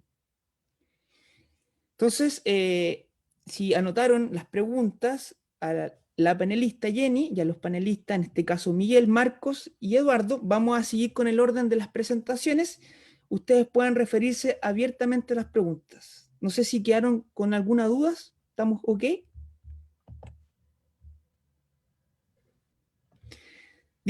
Me dicen que llegó una última pregunta. Voy a colocarla para que también tomen nota tranquilamente. De madre y padre movilizados en defensa de la educación pública, también organizaciones que han sido parte del Foro por el Derecho a la Educación Pública durante estos años. ¿Cuál es el principal problema que existe para lograr una educación que responda a un nuevo Estado con justicia social? Y también Sofía del Carmen señala, ¿qué opinión les merece las posibilidades educativas que hoy les brinda a los niños, niñas y adolescentes de Sename?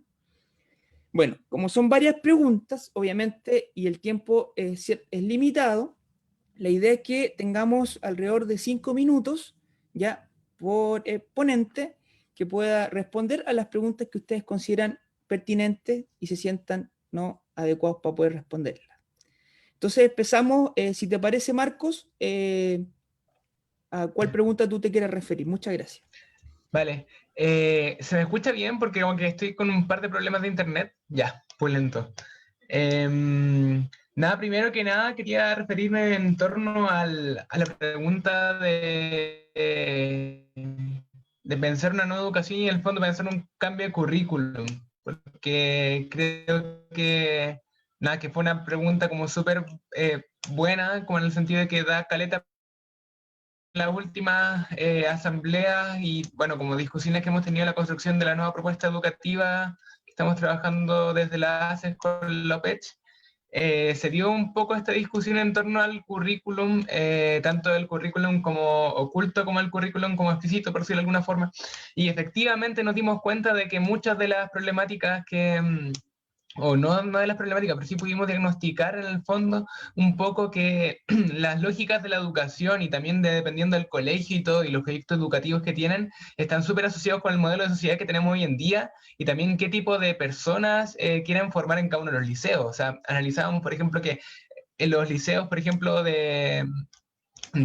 o en verdad los colegios de Las Condes, Vitacura, los privados, en el fondo tienen una educación mucho más integral porque en el fondo pueden optar siempre al desarrollo como integral y al desarrollo personal de las personas, teniendo en cuenta que tienen como todos los recursos para poder hacerlo y también porque como que van a ser quienes serán probablemente como los empresarios del futuro, de cierta forma, o van a seguir siendo parte de la clase dominante, mientras que por otro lado están los liceos como municipales no emblemáticos, que de por sí no hay una formación que, de hecho, muchos como que se forma diciendo que no vas a llegar a la universidad y tienes que estar preparado para no llegar a la universidad, porque en verdad nadie de acá ha llegado a la universidad nunca y es complejo que tú llegues. Entonces, en el fondo como que es una lógica de perpetuar el sistema hasta el día de hoy y se ve como reflejado en todo también, o sea, lo pensábamos también en el sentido como, por ejemplo, los uniformes. Los uniformes de los emblemáticos al día de hoy son como muy similares a los de, no sé, un oficinista, por ejemplo, que van con el traje, con el chaquetón,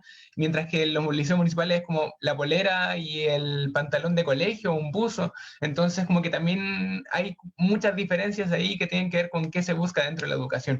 Entonces, y bueno, también como dentro de lo que se enseña dentro del currículum como más explícito, también creemos que está súper adecuado y está súper como metido dentro de las lógicas de mercado hoy en día, o sea, como las lógicas de competencia, de no colaboración, y que se nos imponen desde súper pequeño, en el fondo con el sistema también de notas, como súper punitivo también, que en el fondo si es que uno saca malas notas, como que no hay mucha oportunidad para volver a aprender, también por la cantidad de exigencias que hay como en torno a objetivos de aprendizaje, que se tienen que pasar para los estudiantes. Entonces, ante esto, nosotros creemos que es súper necesario que los currículums estén adecuados a los contextos de cada uno de los establecimientos, de cada una de las comunidades, de cada uno de los cursos, entendiendo que los currículums no deberían ser el mismo, por ejemplo, en una caleta de pescadores pequeña que en Santiago, no sé, en Puente Alto o en Ñuñoa, o sea, son contextos completamente distintos y que también tienen que apuntar en el fondo hacia lo mismo, hacia el desarrollo territorial, hacia el desarrollo también regional, en el fondo de un proyecto también que sabemos que no va tan solo como por lo educativo, o sea, como que yo creo que igual cuando uno piensa en una nueva educación, uno también está pensando al mismo tiempo en una nueva sociedad, y eso es innegable de cierta forma. Entonces, y cuando uno se refiere a una nueva sociedad, también se refiere como a un todo, también quizás tomando en cuenta el modelo productivo, teniendo en cuenta que hoy en día tenemos un modelo productivo extractivista que en el fondo no nos deja como mucho para el futuro y tampoco ahora. Entonces, en el fondo como cambiar un poco todas esas lógicas de ahora en adelante. Y como en torno a lo de como educación popular y propuestas como surgidas desde las organizaciones sociales en el proceso constituyente, yo creo que igual es como de cierta forma más complejo de por sí, porque creo que son cosas que pasan más que nada por las prácticas que nosotros mismos tenemos y cómo nosotros vamos levantando todo esto en nuestras experiencias, en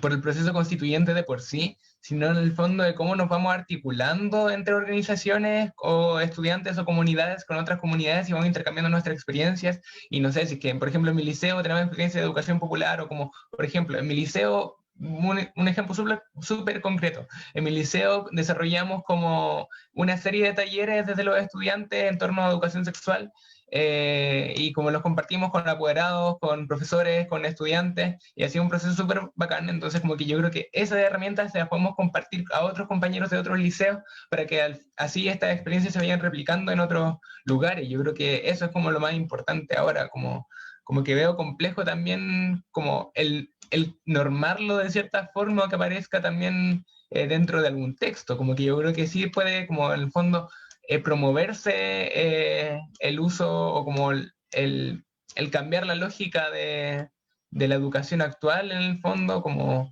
desde las salas, la forma en que se tiene, pero también creo que pasa caleta por nosotros y lo que nosotros hagamos, o sea, como que yo creo que no podemos esperar tanto tampoco de un proceso donde va a estar metida la casta política igual de una u otra forma. Entonces eso. Gracias, Marcos. Muy claras las respuestas. Entonces, si estás preparado, Miguel, la idea es poder continuar contigo.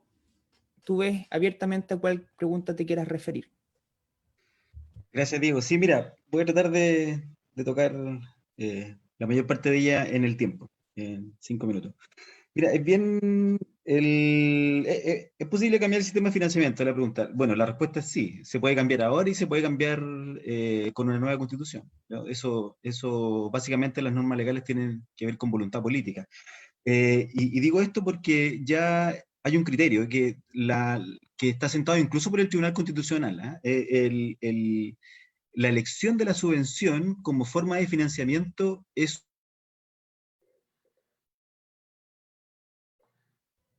Se nos Al parecer se nos quedó pegado, se nos fue Miguel, vamos a esperar. En la actual constitución. Miguel, Entonces, Miguel, dime. disculpa, que justo se te borró cuando empezaste a responder la pregunta, se quedó pegado, así que te pedimos que si puedas volver Ya no.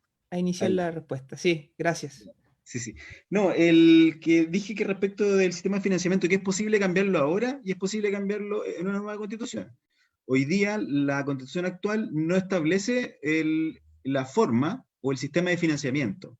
Dice que debe financiar el Estado solamente la educación, pero la elección de la forma es una tarea del legislador, del Congreso en el fondo. Ellos dicen si es en base a subvenciones, basal, etc., ¿no? Así que es solamente una cuestión de correlación de poderes, digamos, en el Congreso, la forma de financiamiento, que se puede cambiar hoy día o mañana, ¿no?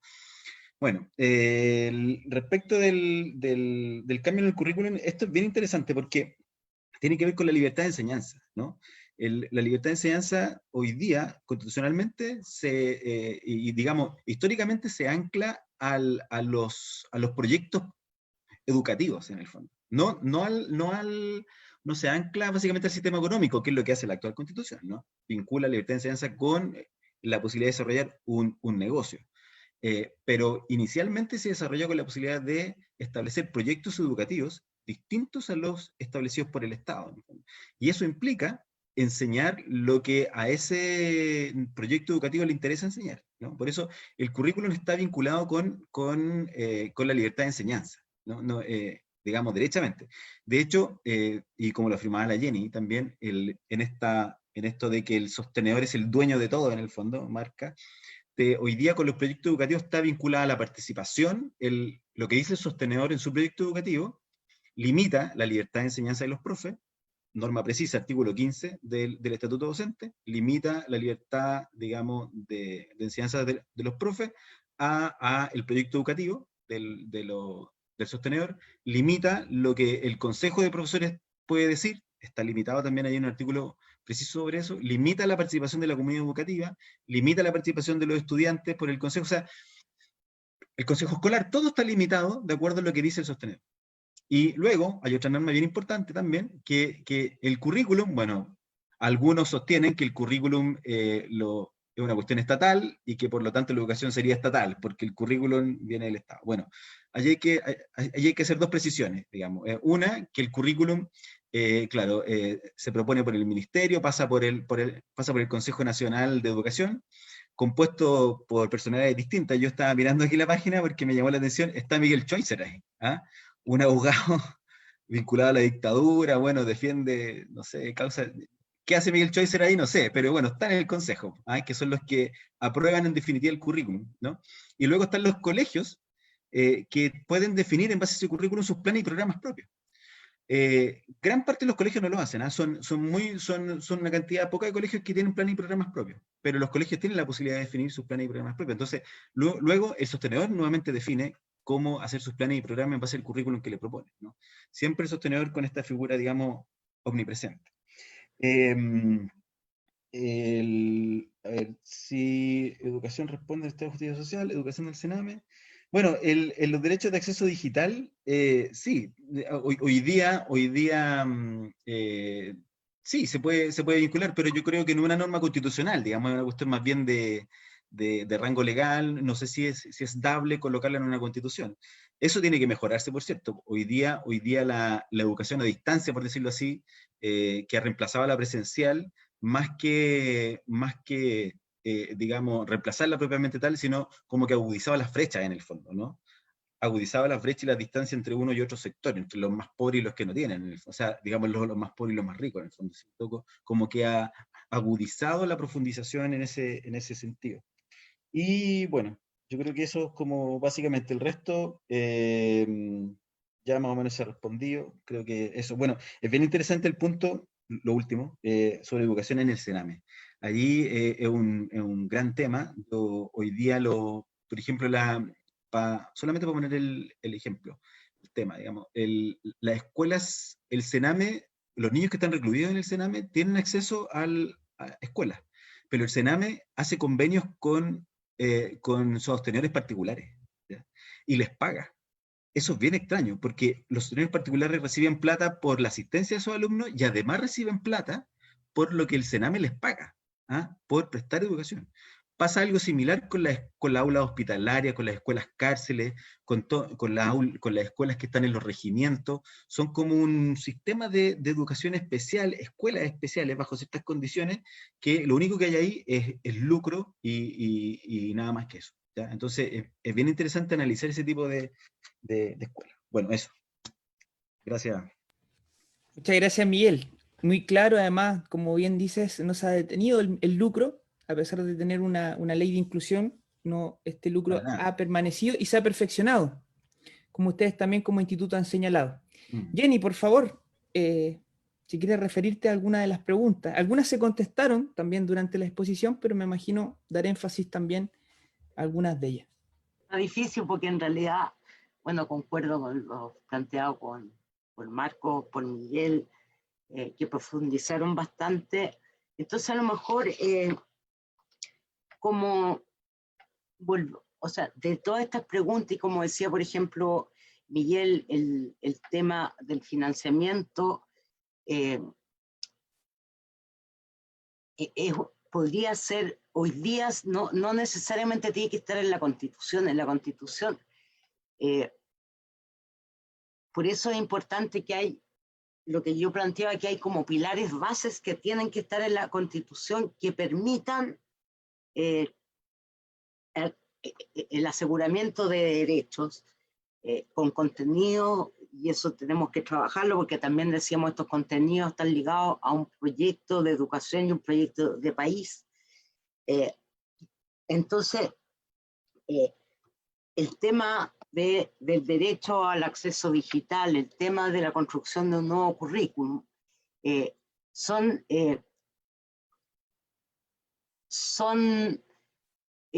temas que no están necesariamente incorporados en la Constitución, solo que la Constitución debe como permitir, digamos. Por eso, bueno, ahí yo no sé, Miguel, esto que tú dices, que efectivamente la Constitución no dice cómo se financian los establecimientos, si es voucher, si es otra cosa, pero la Constitución sí pone este artículo que en alguna medida es como igualdad de trato entre lo público y lo privado, y ahí a lo mejor hay un tope, como para fortalecer más el financiamiento de la educación pública. Sí, claro. Entonces, es como que hay que tener ojo como los elementos fundamentales que van a la Constitución, pero no nos podemos jugar todo en la Constitución, porque hay trabajos que van más allá, y que por otra parte, nosotros hoy día nos referimos a los derechos de educación, pero tal como lo señalaba Eduardo, el derecho a la educación está articulado con muchos otros derechos. Entonces, esos son los ejes centrales que deben estar para que después podamos levantar proyectos particulares, proyectos educativos distintos, un currículum distinto. Obviamente, para un currículum distinto, una cuestión central, que tampoco va a estar en la Constitución, pero hay que sacarlo, y eso significa cambiar muchas de las actuales leyes que tienen que ver con la estandarización, rendición de cuentas y control. Es muy difícil reconstruir un currículum distinto porque la enseñanza está marcada por la evaluación.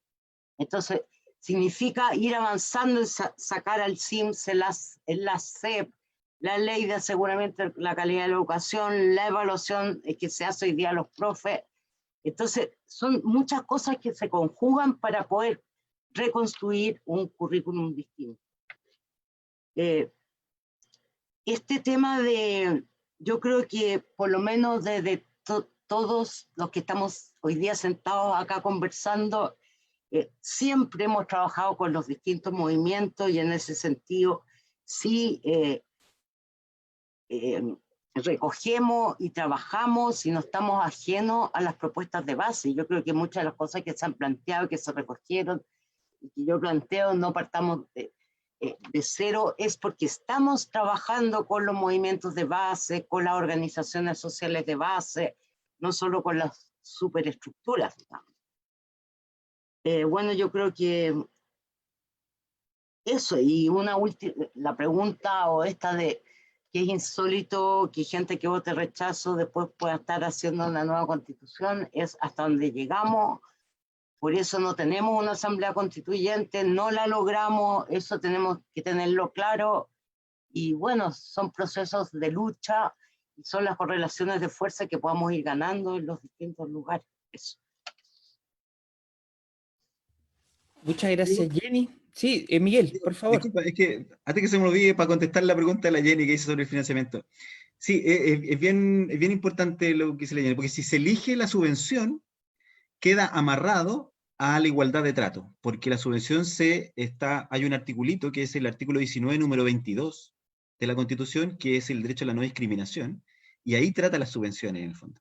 Entonces, porque si no se elige la subvención, si se elige otro método, por ejemplo, vía presupuesto, no está amarrado por esa igualdad de trato. Y ahí el Estado puede elegir, digamos, presupuestariamente a qué órgano de la administración dar una cantidad de presupuesto X, digamos, ¿no? Pero si se elige la vía de la subvención, entonces sí está amarrado actualmente por un artículo de la Constitución que tiene ahí el 19 número 22, que es la igualdad de trato. Eso. Súper, gracias. Muchas gracias. Señalar entonces, dejamos a Eduardo para que se refiera a las preguntas que nos han entregado los participantes. Sí, yo quisiera profundizar en dos. Sobre un compañero que nos interrogaba sobre el rol de la educación comunitaria. Y parto comentando una anécdota. Cuando nosotros recién estábamos como movimiento pro unidad docente, organizándonos, discutiendo, autoformándonos, ¿cierto? Estábamos en un foro con distintos compañeros y se nos cuestionaba políticamente, digamos, en un debate plural, de que aquellos que pensábamos que se podían hacer contribuciones, y esa es la palabra que utilizo, contribuciones a la transformación social desde la escolarización, digamos, éramos bastante ingenuos. Nosotros por lo menos no creemos que la transformación social pasa por la educación, pues es un proceso revolucionario, general, social, político, y la educación contribuye en esa perspectiva, digamos. Pero quiero significar con esto que hay una mirada de que la educación, ¿cierto?, en esta mirada más estructuralista del año 60, siempre va a ser un espacio de mera reproducción la educación institucionalizada. Y que la única posibilidad de construir, planteaban esos compañeros en particular, de prácticas más emancipatorias, críticas, era al margen de toda esta institucionalidad. Por lo menos nosotros fuimos madurando esa discusión y creemos que no es así. Y creemos que hoy día ese debate puede o nos exige un diálogo entre las expresiones de educación popular comunitaria y esta idea de la reconstrucción de la educación pública hoy en día. Por lo menos creo yo que no se trata bajo ningún punto de vista hoy día subsumir las educaciones populares, comunitarias, autogestionadas al alero de este proyecto, digamos, de reconstrucción de la educación pública que se va a seguir moviendo en el marco de un país capitalista, digamos, claramente. Pero creo yo que la educación pública que debe ser reconstruida debe estar en diálogo y algunas prácticas comunitarias es posible pensarlas dentro de una lógica de educación pública y que por tanto tengan cierto el resguardo o la garantía de que estas puedan ser viables, posibles, con ciertos roles garantizados por el Estado. Pienso en la misma experiencia del Paulo Freire, que yo he tenido la posibilidad de conocer un poquito con algunos compañeros ahí. Ellos han hecho un tremendo ejercicio de construcción de otra educación, tanto desde el currículum, ¿cierto?, distinto, pero también desde la gestión y la construcción democrática al interior de la misma escuela. Y uno de los desafíos, los problemas limitantes que ellos siempre tienen ahí es a propósito del financiamiento, digamos. Por más que se intente hacer, el desafío está de ellos para poder mantener el proyecto, es inventar proyectos para poder postular y adjudicarse los proyectos y tener, digamos, un financiamiento que les permita sobrevivir. Entonces yo creo que esta idea de educación comunitaria, autogestionada, hay que pensar en una perspectiva de diálogo, en la idea de la reconstrucción de la educación pública como un derecho fundamental y no lo veo como un elemento excluyente. Creo yo que por ahí se puede desarrollar. Y sobre todo porque creo yo que ahí precisamente está un pilar fundamental de una construcción más estratégica que tiene que ver con el empoderamiento y la participación real, efectiva, de ciertos sectores de la población anclados en un territorio. A mí me parece que en esta idea, que al parecer ser que hay consenso de que hoy día se juegan cuestiones muy importantes, pero no en definitiva el tipo de sociedad central que debe desarrollarse en un proceso de transformación mucho más profundo, más radical. Ya estamos ganando posición en esta correlación de lucha que es importante, pero que tiene ciertos límites aún, ¿cierto? Es importante ir poniendo pilares en esta coyuntura que permitan avanzar en el plano estratégico, y creo yo que esta idea de la democracia participativa en la escuela pública y la participación de lo comunitario en lo público nos permite garantizar una perspectiva mucho más estratégica de cómo trabajar y no quedar siempre anclado en la idea de la educación estatal garantizada, digamos, en un marco mucho más de camisa de fuerza. Y lo segundo, para terminar, con esta idea del acceso digital a lo humano y lo constitucional, yo creo que sí. Yo creo que eso abre un debate que recién se está planteando en Chile, que a nivel internacional, distintos educadores, como ahora me recuerdo a Luis Bonilla, y en la experiencia del Congreso Mundial que tuvimos hace poquito, donde se está planteando. Hoy la pandemia está instalando un debate, ¿cierto?, de reconfiguración del proceso educativo en claves más virtuales. Eso, más allá de la discusión de lo que implica en términos pedagógicos, ¿cierto?, o si es posible o no es posible un acto pedagógico a través de la virtualidad, desde ya nosotros sabemos que no. Eso va a tener también toda una discusión en torno a cómo se garantiza el acceso a determinados recursos digitales que hoy, bien señalaba Miguel, la pandemia ha expresado, digamos, que no están ni agudizados esas desigualdades. Entonces, evidentemente, en el marco de una reconfiguración del sistema mundial capitalista, donde se avanza una cuarta revolución tecnológica, que eso es una tendencia objetiva real, los sistemas educativos públicos también debemos asumir eso como una tarea central. Pero eso, a mi juicio, debe estar ligado, y esto se relaciona con lo que conversamos anteriormente en un proyecto más general, de lo que en el Congreso se discutía, en el Congreso Mundial, sobre la necesidad de construir, sobre el uso de estas tecnologías, soberanías nacionales. Vale decir que estos procesos no implican procesos de privatización, donde se compra tecnología a las grandes plataformas internacionales, sino que también, ¿por qué no?, que sean los mismos países que desarrollen tecnología, y creo yo que un elemento central a la hora de ir pensando la superación del neoliberalismo también, y que está vinculado al tema educativo, al desarrollo tecnológico, etc. Y junto a eso, el tema del acceso digital está ligado también al debate sobre los límites éticos del acceso a las distintas plataformas. O sea, no basta solamente con entregar, digamos, determinados bienes materiales, sino que hay también tiene que haber una regulación o elementos bases que permitan decir, bueno, cómo se accede, a qué se accede, etcétera, etcétera, porque hoy día no existe nada, y eso también está generando procesos de socialización en nuestros estudiantes sin ninguna responsabilidad, lamentablemente muchas veces de ausencia de familia por distintos motivos, pero también por parte del Estado. Entonces, creo que es bien interesante ese tema que está, digamos, golpeándonos y que se nos instala como un desafío a reflexionar en esta idea que estamos conversando. Muchas gracias, Eduardo. Entonces, bueno, agradecer a Marcos, Jenny, ¿no?, Miguel y Eduardo también, al tremendo aporte de estos actores educativos, investigadores militantes también, y la mirada jurídica experta, al debate sobre los derechos educativos que debiésemos asegurar en un eventual cambio constitucional en Chile. Queremos señalar que seguiremos con estos conversatorios de formación para seguir organizándonos y promoviendo las propuestas del movimiento social por la educación desde el Foro por el Derecho a la Educación Pública también. Agradecemos a las trabajadoras y trabajadores de la Facultad de Ciencias Sociales y a nuestras queridas y queridos compañeros del programa Equipo de Psicología, Educación y Sociedad EPES, al Observatorio Chileno de Políticas Educativas, a la Cooperativa de Trabajo Centro Alerta, al Movimiento Emancipación y de Pedagogías Críticas, Comunitaria y Popular, al Movimiento por la Unidad Docente, a la Asamblea Coordinadora de Estudiantes Secundarios ACES, a Alerta Educativa, al Instituto Chileno de Derechos Educacionales y a todas las organizaciones que componen también el Foro por el Derecho a la Educación Pública. Que este domingo también comentarles que saldremos a la calle, a Plaza Dignidad, a manifestar nuestras propuestas y ideas a un año de cumplirse el 18 de octubre, porque nada ha cambiado en Chile. Agradecemos también los saludos que nos han llegado desde Arica a Punta Arenas, ¿no? A Fabián, a Brenda, Beatriz, Loreto, Lorena, Jorge, Eduardo, Rodolfo, Mónica, Cristóbal, y también a Carmen Calfiqueo Curilaf desde el Gualmapu, que nos envían saludos por el chat de los Facebook que estábamos mencionando. Muchas gracias nuevamente a todos los presentes y nuevamente gracias Jenny, gracias Marcos, gracias Miguel. Estamos llegando ya al cierre. Entonces dejo ahora a Alejandra Cornejo. Por favor, Alejandra. Bueno, sumándome a las palabras de agradecimiento de Diego, que moderó este encuentro, que enriquecedor encuentro en realidad y que nos da una gran perspectiva de este tema. Comenzamos a despedir nuestro ciclo de conversatorios, El futuro de la democracia en Chile, diálogos desde las ciencias sociales.